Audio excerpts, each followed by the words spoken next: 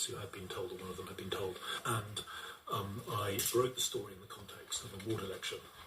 Save Our School. It was a good little Church of England school, and the families from the two estates, many of them were Bengali, local East End families sent their children to the school, and they didn't want to lose it. So I was swept to power, as they say, in Portsoken Ward, and took up my seat in Guildhall.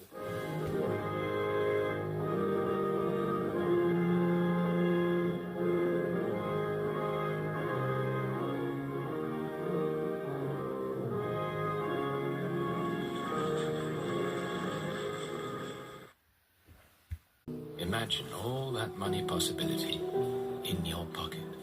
Revolut.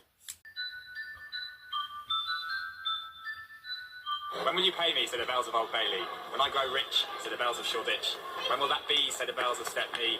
I do not know, said the great bells of Bow. And it's Bow, St Mary le Bow Church, which is behind us now. Famous not only for its appearance in Oranges and Lemons, but also because it was the bells of Bow Church which called Dick Whittington, the most famous mayor of London in its history, 3 times to come back to London to make his fortune in the city where the streets were paved with gold.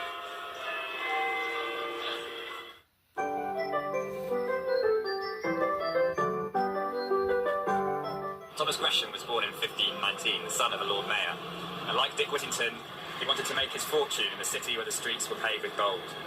So he walked from here down to the London docks and got on a boat across the channel to Antwerp, then the richest city in Europe.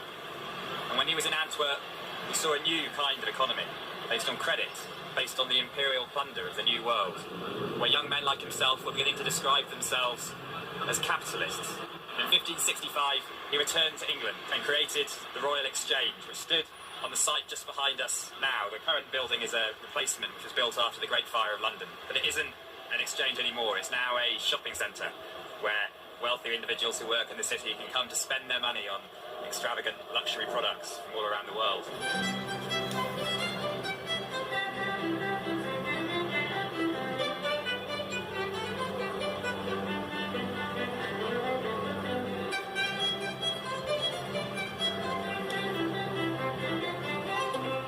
Essentially what happened in the Tudor period with the establishment of the Royal Exchange is that London took over from Amsterdam, which itself took over from Antwerp, which took over from Genoa, which took over from Venice, which took over from Ostia, which took over from Piraeus, as the arbitration centre in the international maritime trade.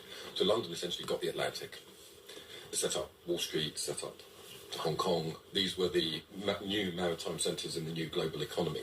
And all of the disputes, where there were disputes in contract, they were settled in the courts in London, in the City of London. When will you pay